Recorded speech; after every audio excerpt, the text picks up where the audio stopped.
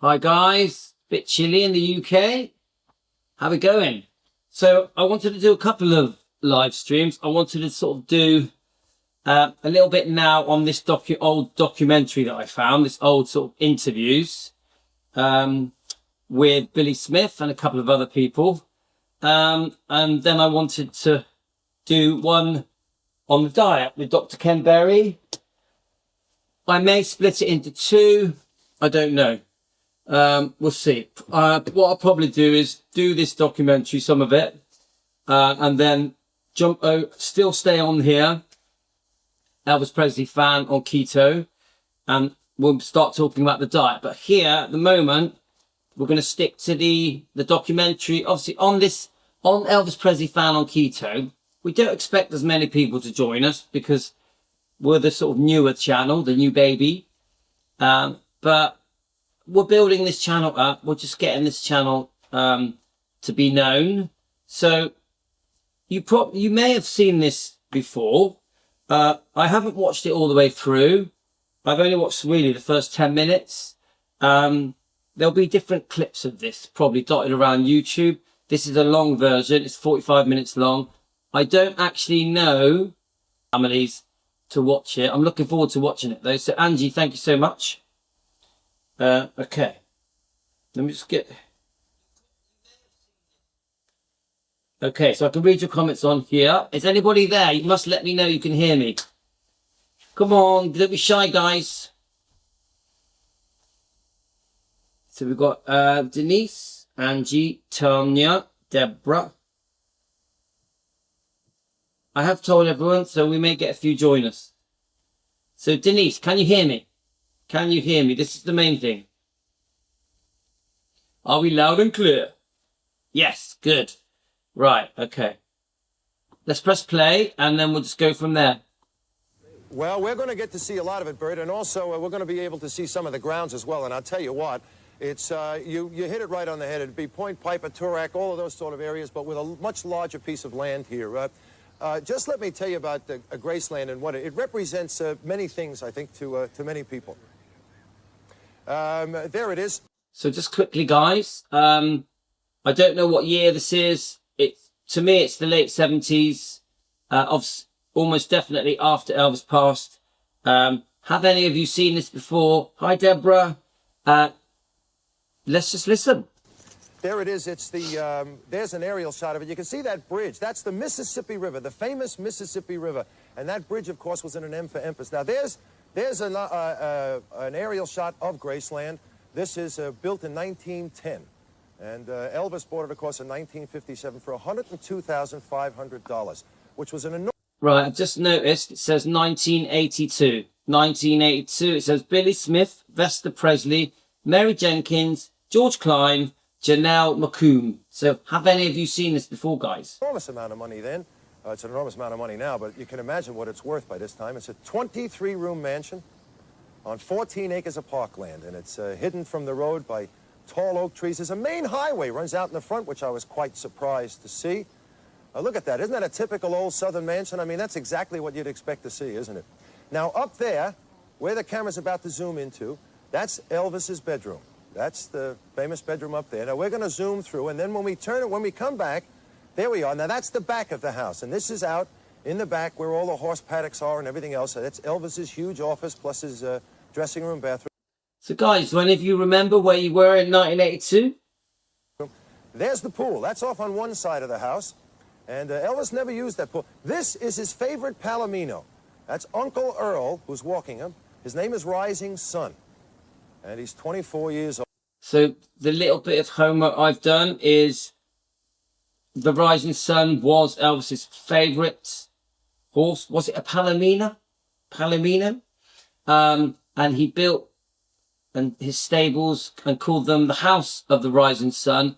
And the other day, I saw a picture, let me see if I've got it on my photos, of Elvis in a car. Here it is.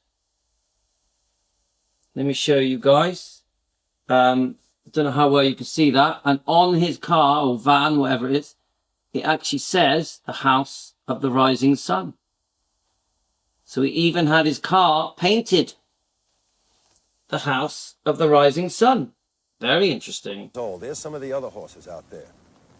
And there's who is that on the left? There's somebody we know. So there he Denise is, there was in he's high stoned. school. That was, Deborah just got married. That's a $250,000 bar, TV area, sauna, spa bath. So let me just think where I was in 1982. So I would have been 15 maybe. Let me work out. So yeah, 15 years old. I had left school at 15, and I believe it or not, I'd left home. When I was 15, I'd left home. And I had just started working in a garage as a mechanic. And private health club that Elvis built out in the back. Inside, it's unreal to see what he's built in there. Now, in order for us to do this program, we had to put a tower up. And up. And up. Isn't that weird? And up. We had to put a tower up to make And it. up. And up. And up. That's amazing. And up. And up. And up. And there's one of your relatives, Bert, heard you sing. He's about to jump off. Now, over here, this is a car. It's incredible. It's worth over $100,000. It's a Black Hawk Stutz is what it's called. He bought it in 1973. And it's an absolutely incredible vehicle. It's still here out in the back. There's a Tennessee license plate. If people have never seen one before, you can see all of the fittings that they've got on this car. It's an absolutely remarkable car. There's another one, actually, just like it, that's gathering dust in a nearby garage. Have a look at the gear shift there. It's solid gold, that gear shift. And So Deborah got married. Tonya was in high school. Tonya had graduated. And Angie was in second grade. So when I was 15, I was living in a shared room at a friend's house. I had a job in a garage as a mechanic, or a trainee mechanic. Just trying to think. 15. Yeah, just seems like another life, doesn't it, guys? And it's just an amazing vehicle. It's a shame that it's just sitting there. There's a little plaque that's on it, you know, to make sure that everybody knows that it's Elvis's own automobile. And now this one here is very special. This is the first. This is a big deal. This isn't this the one he's about to tell us, that the one that Elvis bought for Gladys? Car that Elvis bought for his mom. It's a pink Cadillac with a white top. And by the way, the funny part about it is he bought that car for his mother. I think it's a 1955 Cadillac. Bought it for his mother, and his mother couldn't drive. And Elvis just said that there was no way that he was ever going to part with this car. He just, he adored it, and he also adored the car because it gave him great memories of his mom. It's funny because we see the black and white footage of, I think Gladys driving it round Graceland, and then they playing with the snowballs, have a bit of a snowball fight, don't they, guys? We're going to take a look inside here. You'll see something on the floor. This is. Hi, Jane. I think they have an all-leather. So Denise was working at G&J Coles on the checkout in the supermarket. What do you call it? The floor mat on the floor, and it's actually got. And Jane was 15 and at school as well. Hi, Jane. Elvis's initials and things engraved on it. That's Elvis's private chauffeur sitting there. You can see. Wow, it's amazing seeing the inside of it. There it is, the EP with the music symbols down on the bottom. It's just mind-boggling to see everything that's here, Bert. Could you imagine what that car's worth now? Surely that's going to be the most valuable of all of the Elvis collection. We're talking millions, aren't we, guys? Millions. You just can't believe what the place is like. It's so overwhelming, you know. Now, this is what's called the Memorial Garden. And there is buried Elvis, his mother, his father, his grandmother. And also buried there is his twin brother. Well, I don't think the twin brother's buried there, but there's a plaque commemorating his twin brother. People can come into the place and walk in there and go through those gardens, and they can look at those headstones that have been put down there. See, I was told that the idea for the Living Museum, so when they turned Graceland into a museum, came from the meditation garden. After Elvis passed, there were so many people walking up to the meditation garden every day, because I think for Gracelands to be allowed to have a graveyard, there was a condition that I think 1 hour a day that the public can walk up and see the graves. I think that still stands, doesn't it, today? And because it was so successful, so many people were going to see Elvis's grave, Gladys's grave, that was where the idea came of, let's do a living museum at Graceland after Elvis passed. Not Priscilla's idea. And they're allowed to wander around that area. See that TCB? That's the Elvis symbol. That's taking care of business. That's what that meant. Now, these are people on Elvis Presley Boulevard, right out in front. Bert, it doesn't matter what time of the day or night you come here, there are people gathered out front. We drove in this morning, 3:30 in the morning, and there were 3 people there waving things at us like asking for an autograph. They didn't have any idea who I was, but if you're going to be going onto the ground, that's it. And they snap pictures and take photographs all day long. Anyway. So nothing's changed. This 1982, so basically 45 years ago, more or less. Is that right? 40-ish years ago. And nothing's changed. You still go to Graceland at any time of the day. The gates, there's always someone there. Always someone there. There's a great look at and some film about what it's all about. So you've had a great look at some of the film that we've got. We've got a lot more for you and a lot more to show you. I'm going to go inside because in just a couple of minutes I'm going to be able to introduce you to Elvis's cook of 15 years, the lady that prepared all his meals, and you're also going to be able to meet his. So Elvis's cook. We've been doing both. We've been doing Nancy Rooks, and where's the book? Let me find the book, guys. I can't see the book. The book has disappeared. My kids have probably been playing with it. I do have the books of the cooks. That rhymes, doesn't it? The books of the cooks. We have been doing Nancy Brooks and Mary Jenkins. So which one is it going to be, guys? Anyone want to guess it? Which cook's going to be there? I'm pretty sure that is it Mary Jenkins stayed on later? Is that right? You tell me, guys. Cousin, Billy Smith. And Billy Smith is quite a character around here, a lovely little guy. So you all hang in there, and we'll be back with more from Elvis's mansion, Graceland, in Memphis, Tennessee. Bert, it was terrific talking to you, mate. Hang in there because you never know when I'm going to have to yell for help here. You know what I mean? I'm with you. We'll see you all in a minute. Right. Okay, we'll see you in a minute now, everybody.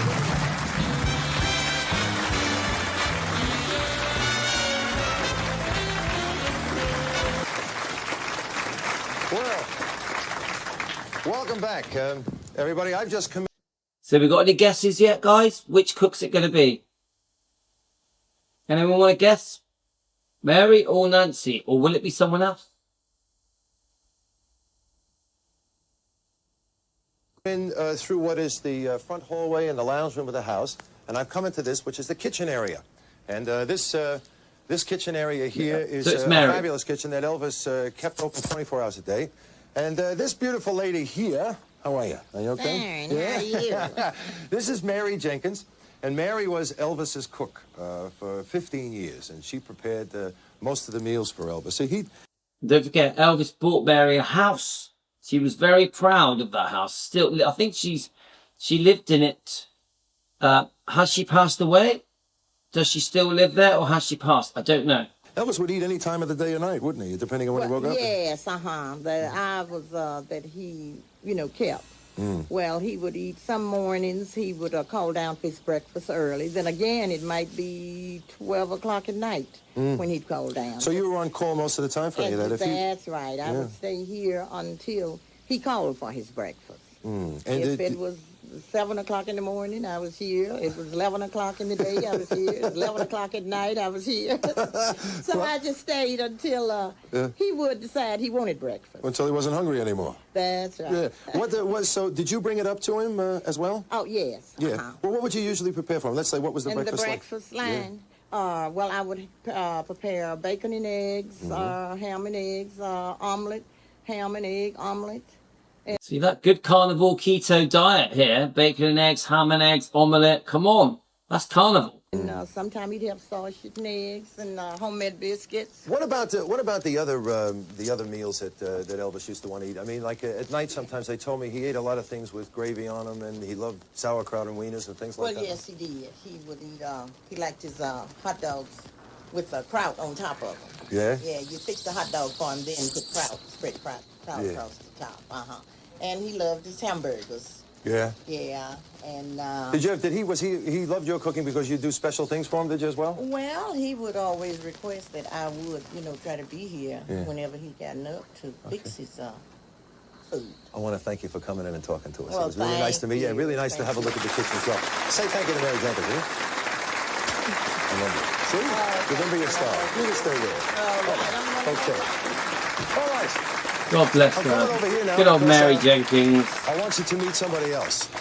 This gentleman is coming over here now to talk with me. This gigantic fella here. Billy Smith. Look at him. He looks We always tiny, give him, doesn't Billy he? doesn't mind. This is Elvis's cousin. And Billy, of course, was here all the time. Say hello to Billy Smith, will you please? So I'm just telling a few people we're here. Look at Billy. So a very young-looking Billy Smith. Okay, that's nice of you to do that, Billy. That's really lovely. Billy, you, of course, grew up with Elvis. Yes. I mean, you were his confidant and you were his man, always with him, 24 hours a day here at Graceland? Yes, just about. I lived on Graceland property here while Elvis was alive and everything. And, He looks a bit nervous, doesn't he, it was a lot easy guys? for me to come out here about being on the grounds. He could simply call up and say, I need you out here. So. Listen, Billy, we're going to be talking to you a little bit later. We got a couple other people in. So you're going to take me around and show me downstairs where they spent a lot of time as well, Yes, didn't they? I'll take you down Okay, come on. You take us around through here, and we'll walk around now. Okay. Now, go ahead, Billy. Go ahead, just go through, and we'll open up the door. We'll be right. Now, what are we going to see down here? What's down here? This is... Guys, this is fascinating. I feel like I'm in there with them. I think and I like the fact this is like 1982, so it's very original, isn't it, guys? And it's where we kept most everybody, that came up and we'd have parties and stuff like that. Yeah. And, Gee, this is quite a staircase. Have a look at this here. This is all mirrored here. I can see 753 me's. I know. Unreal. This is where you made your final inspection before you met everybody downstairs. Make sure you look good. Well, I tell you what, you got enough angles here. Hello there. Hi. Okay, come on, we'll continue down, Billy. Anyway, Elvis really liked to have parties, didn't he? Yes, in the earlier days he loved it. He, of course, later years he kind of. Yeah. Go ahead, finish. Yeah. Later years he kind of. Later years he kind of, just slacked off. He didn't have as many people up. He used to let a lot of the fans in and stuff. Wow. This was the early. Where it all party happened, room, guys. and, we've done some things here just for atmosphere. The radio is on, playing some music. That's the station he used to listen to all the time. Is that right? Right. That's, What was it? A country station? Well, it was country. Then it was rock and roll, but it's more of a country station now. And of course, we call this the TV room, and the reason for that is because of the 3 TVs you see. They had 3 stations here. Yeah. It's amazing. Isn't it amazing, guys? That room. So I don't know if it's my taste. I mean, I'm not a big on yellow. Yellow and black. Don't know. It's not my taste, and obviously Elvis loved it. What do you think, guys? Is it your taste of a room? I don't know. I don't know if I'd be comfortable in that room. Honestly, seriously, I'm being honest. Would any of you do your room like that? Is it leather? Black and yellow leather with mirrors and TVs. Would any of you do it that way? And a lot of times football games would come on all 3 stations. Don't tell me the score. Oh, no, it's all right. Go ahead. And Elvis would watch all 3 football games at the same time. He never wanted to miss anything, did he? So How do you 3 do times that? He said so we could have everything. How do you watch 3 TVs at the same time? I can't do it. When I'm watching TV, I have to focus on the one TV. I can't do it, guys. Doing it at the same time. I noticed I'm sorry, fellas, there's a projector over there, a film projector. And where did he show that? Oh, on this screen over here. On the screen, yes. Yeah. It's a 16-millimeter And projector. Billy, you just about make that now. Bye, Josie. Yeah, if I'd have been any shorter, I never would have made it. Yeah. There's a screen and all. Okay. And so how many people would they have in this room at one time? I've seen as many as 40 people in at one time. Yeah. And of course, So this room then, Okay. after a while, no longer became the entertainment room. They built the other one upstairs, which we're going to see a little bit later. Right. They built the den on upstairs, and that's where we held most of our parties in. So he just about had everything in here. 3 TVs, a screen for motion pictures, a huge lounge here for everybody to sit around in. We've got a bar over here as well.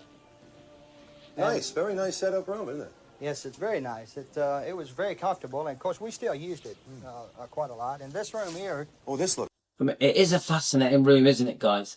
I'd love to go in there and see it. Honestly, 100%, I'd love to see it. It's like a few of you said, yeah, tastes were very different back then. All right, so Josie remembers it being aired in Australia. I've never watched this all the way through. I've watched little bits, never all the way through. The thing I like about this one is you feel like you're there. I think you feel the way they're filming it with the camera crew following them around. You actually feel you're in there doing a tour. Looks special, this place, doesn't it? This is the pool room. We had a lot of fun here. We'd play pool and do different things. And Stefan, that artist on record, you know Stefan, who runs the YouTube channel, he told me that the rip in the pool table was done by Billy Stanley. Billy Stanley said he did the rip. Is it true? Oh, let's get around here. I just want to get over here so I can take a look. You know what's interesting in here? Billy, I think I'll get down here with you because this light's a bit too high for me, and I don't want to miss being on camera, if you know what I mean. The interesting thing about this room to me is that the ceiling has this sort of tent-like effect, but the material is all the same. It's on the walls, like curtains, and also the lounges are all done in the same material. Right. Did Elvis have a lot to say about the decorating of these places? Yeah, he usually picked out the color schemes for it and different things. And of course, they wanted this room to match like this, the material and all. This was actually done in '75. This was redone. Redone in 75? 75. How was it done before that? Before it was more of a brown color, brown and yellow. And did they shoot a lot of... So let me just read that. Don Lane was on the midday show with Bert Newton in Australia. So is that man Don Lane, Josie? Is that man Don Lane? Is that his name? Pool? I mean, did they spend a lot of time in here? Oh, yes. We used to shoot pool for hours. And, of course, Elvis up there was a fairly good pool player. And, of course, if he wasn't, he always had the best on his side. So, you know, he never lost. So. Yeah. Okay, well, in just a couple of minutes, we're going to be going back up. Billy, we'll go up here and we'll take him out to the other den, right? Right. And then I'm going to give you a chance, before I say goodbye to you for this segment, I'll give you a chance to... So, Josie, I was born the year Elvis got married, on July the 10th. July the 10th. To hear one of our good Australian singers sing, okay? Right. Yeah. All right, so we're going to take a commercial break. Right, thank you. And we will be back to take you into So the it is other Don den where Lane. They spent most of the time entertaining, and that's really something to see as well. I mean, it may not be everybody's taste, but it certainly is different. So we'll be up there in just a minute. Say thank you to... Oh, you don't have to say thank you to him. You can thank him later, okay? We'll be back in a minute. Don't anybody go away. There's a lot more to see here, I'll tell you. Brilliant. Yay. Wow, look at that.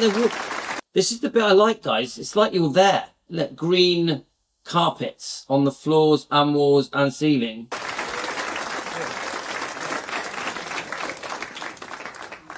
All right, so this takes us out of that area, and now we come around up into this area. That's the... This is the new den. Okay, well, we'll be able to take a look around this, Billy.